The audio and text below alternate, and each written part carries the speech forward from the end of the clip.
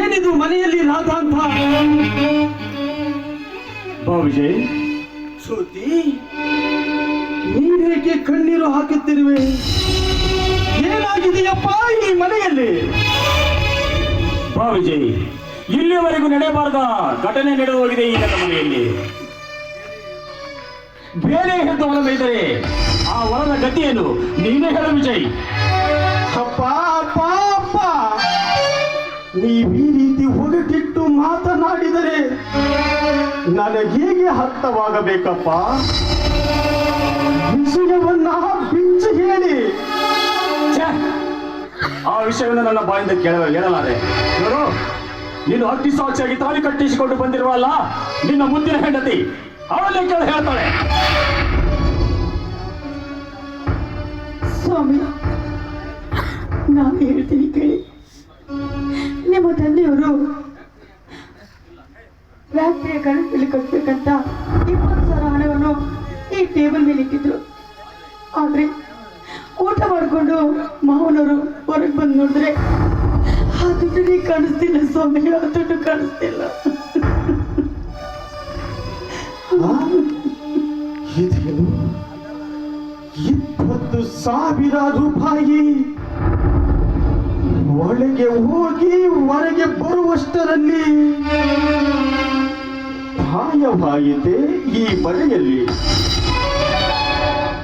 ಜ್ಯೋತಿ, ನಮ್ಮ ಮನೆಯ ಅಂಗಳದಲ್ಲಿ ಲಕ್ಷ ರೂಪಾಯಿಗಳನ್ನ ಚೆಲ್ಲಿದರು.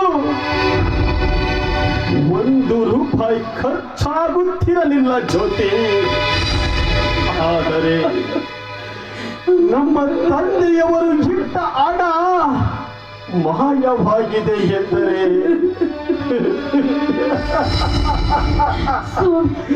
ಇದರಲ್ಲೇನೋ ರಹಸ್ಯ ಅಡಗಿರಲೇಬೇಕು ಜ್ಯೋತಿ, ಇದರಲ್ಲೇನೋ ರಹಸ್ಯ ಅಡಗಿರಲೇಬೇಕು. ನೋಡಮ್ಮ ಜ್ಯೋತಿ, ನನ್ನ ಶ್ರೀಮಂತಿಕೆಗೆ 20,000 ದೊಡ್ಡ ಮಹಲ್ಲ. ನೋಡು ಮಾಮ, ನನಗೆ ಇವತ್ತು ದುಡ್ಡು ಬೇಕಾದಿದ್ರೆ 40,000 ಕೊಡ್ತಾ ಇದ್ದೆ. ಇಂಥ ಹೀನ ಕೆಲಸ ಹೇಗೆ ಮಾಡಿದೆ ಮಾ ಹೇಳು? ಇಲ್ಲ ಮಾಮ, ನಾನು ಹಣವನ್ನು ಕದ್ದಿಲ್ಲ ಮಾಮ. ನಾನು ಯಾವ ತಪ್ಪಿಲ್ಲ ಮಾಮ, ನಾನು ಹಣ ನೋಡಿಲ್ಲ. ನಿಮಗೆ ಕಾಲಿ ಬಿದ್ದು ಬೇಡಿಕೊಳ್ಳುತ್ತೇನೆ.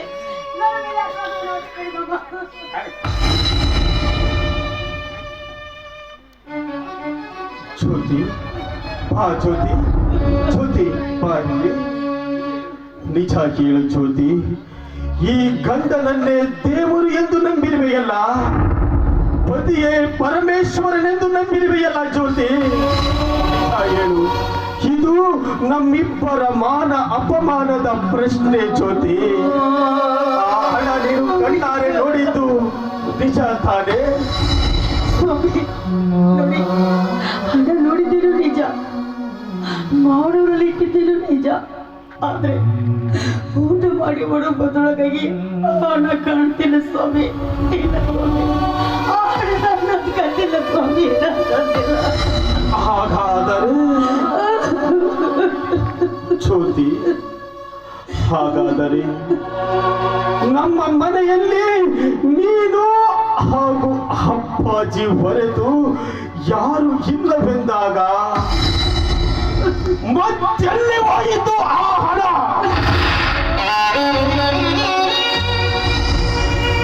ನೋಡು ಜ್ಯೋತಿ, ನಾನು ಒಳ್ಳೆಯವನಾಗಿ ಹೇಳುತ್ತೇನೆ. ನೀನು ಆ ಹಣ ತೆಗೆದುಕೊಂಡಿದ್ದರೆ ಸುಮ್ಮನೆ ತಂದು ಕೊಟ್ಟು ಬಿಡು ಜ್ಯೋತಿ, ಕೊಟ್ಟು ಬಿಡು.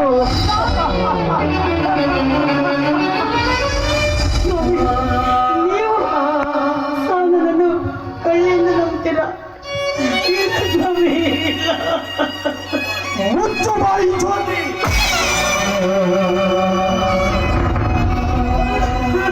ನನ್ನ ಎದುರಿಗೆ ನಿಂತು ಮಾತನಾಡುವಷ್ಟು ಧೈರ್ಯ ಬಂದಿದ್ದೆ ನಿನಗೆ? ಜ್ಯೋತಿ, ನಿನಗೆ ಹಣ ಬೇಕಾಗಿದ್ದರೆ ನನ್ನನ್ನು ಕೇಳಬೇಕಾಗಿತ್ತು ಜ್ಯೋತಿ, ನನ್ನನ್ನು ಕೇಳಬೇಕಾಗಿತ್ತು. ಜ್ಯೋತಿ, 20,000 ಏಕೆ ಜ್ಯೋತಿ? 40,000 ಹಣ ಕೊಡುತ್ತಿದ್ದೆ ಜ್ಯೋತಿ, ಹಣ ಕೊಡುತ್ತಿದ್ದೆ. ಆದರೆ ಈ ವಿಜಯನಿಗೆ ನೀನು ಎಂತಹ ಮೋಸ ಮಾಡಿಬಿಟ್ಟೆ ಜ್ಯೋತಿ, ನೀನು ಎಂತಹ ಮೋಸ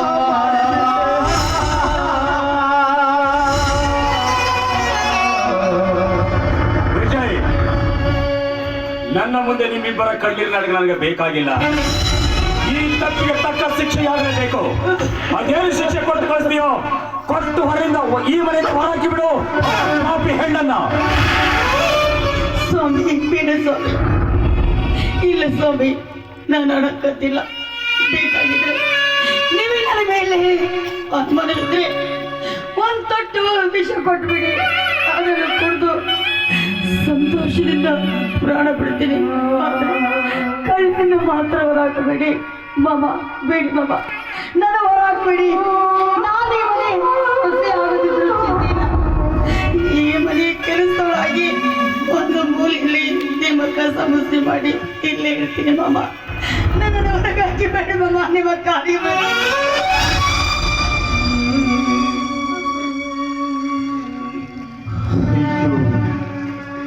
ವಿಧಿಗೆ ನಿನ್ನ ವಿಚಿತ್ರವಾದ ದೈವ ಚಿತ್ತವನ್ನ ಬಲ್ಲವರಾರು.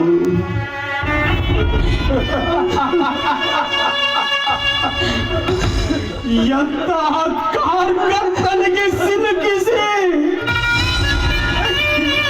ಕೇಕೆ ಹಾಕಿ ಚಪ್ಪಾಳೆ ತಟ್ಟಿ ನೋಡಿ ನಗುತ್ತಿರುವೆ ದೇವಾ,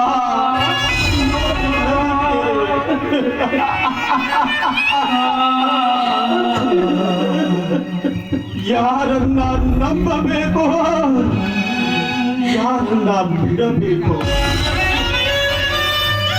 ಒಂದು ತಿಳಿಯದಾಗಿದೆ ಈ ವಿಜಯನ ಮನಸ್ಸಿಗೆ. ಇಂತಹ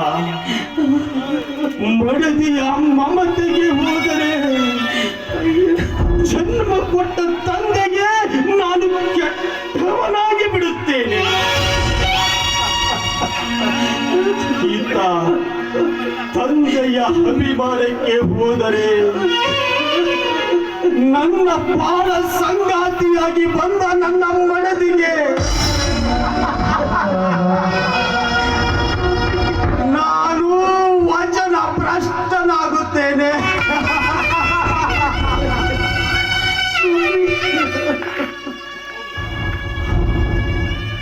ಹೌದು ಹೌದು, ಇದಕ್ಕೆ ತಕ್ಕ ಶಿಕ್ಷೆಯನ್ನ ಅನುಭವಿಸಲೇಬೇಕು. ಹಾಗಾದರೆ ಯಾವ ಶಿಕ್ಷೆ, ಯಾವ ಶಿಕ್ಷೆ, ಯಾವ ಶಿಕ್ಷೆ?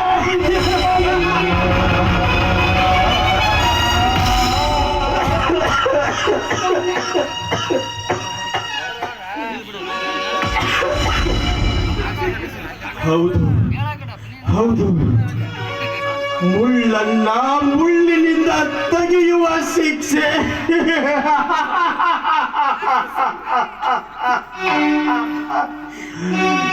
ನಾನು ನನ್ನ ಹೆಂಡತಿಯನ್ನ ಕಟ್ಟಿಕೊಂಡು ಈ ಮನೆ ಬಿಟ್ಟು ಹೋಗುವ ಶಿಕ್ಷೆ.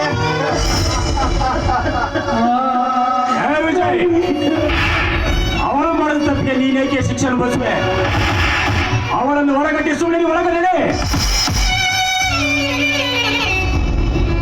ಇಲ್ಲಪ್ಪ ಇಲ್ಲ, ಅವಳು ನನ್ನ ಮಡದಿ, ಅಂದರೆ ನನ್ನ ಅರ್ಥದ ಪ್ರಾಣವೇ ಅವಳಲ್ಲಿ ಅಡಗಿರುತ್ತದೆಯಪ್ಪ. ಆ ಕಳ್ಳತನವನ್ನ ಅವಳು ಮಾಡಿದರು ಅಷ್ಟೇ, ನಾನು ಮಾಡಿದರು ಅಷ್ಟೇ ಅಪ್ಪ. ಇದಕ್ಕೆ ತಕ್ಕ ಶಿಕ್ಷೆಯನ್ನ ನಾವಿಬ್ಬರು ಅನುಭವಿಸಲೇಬೇಕು ಅಪ್ಪ, ನಾವಿಬ್ಬರು ಅನುಭವಿಸಲೇಬೇಕು. ಹೇಳಿ ಅಪ್ಪ, ಅದ್ಯಾವ ಶಿಕ್ಷೆ ಹೇಳಿ ಅಪ್ಪ? ನಾವಿಬ್ಬರು ವಿಷ ಸೇವಿಸಿ ಪ್ರಾಣವನ್ನು ಅರ್ಪಿಸಬೇಕು.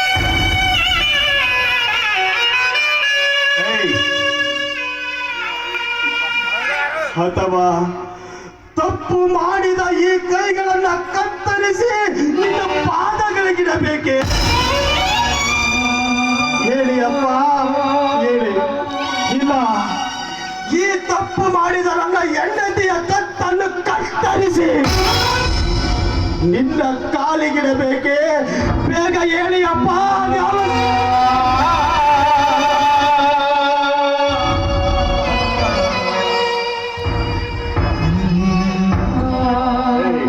ವಿಜಯ್, ಯಾವ ಶಿಕ್ಷೆ ಬೇಡ, ಸುಮ್ಮನೆ ಒಳಗೆ ನಡೆಯೋ. ಇಲ್ಲಪ್ಪ, ಇಲ್ಲ. ನಿಮ್ಮ ಬಾಯಿಂದಲೇ ಶಿಕ್ಷೆ ಅನುಭವಿಸಬೇಕು ಎನ್ನುವ ಶಬ್ದ ಹೊರ ಬಂದಿದೆ ಅಂದ ಮೇಲೆ ನಾವು ಶಿಕ್ಷೆಯನ್ನ ಅನುಭವಿಸಲೇಬೇಕು ಅಪ್ಪ. ತಂದೆ ಮಾತಿಗೆ ತಪ್ಪಿ ನಡೆದರೆ ಅವನು ನಿಜವಾಗಲು ಮಕ್ಕಳೇ ಅಲ್ಲ.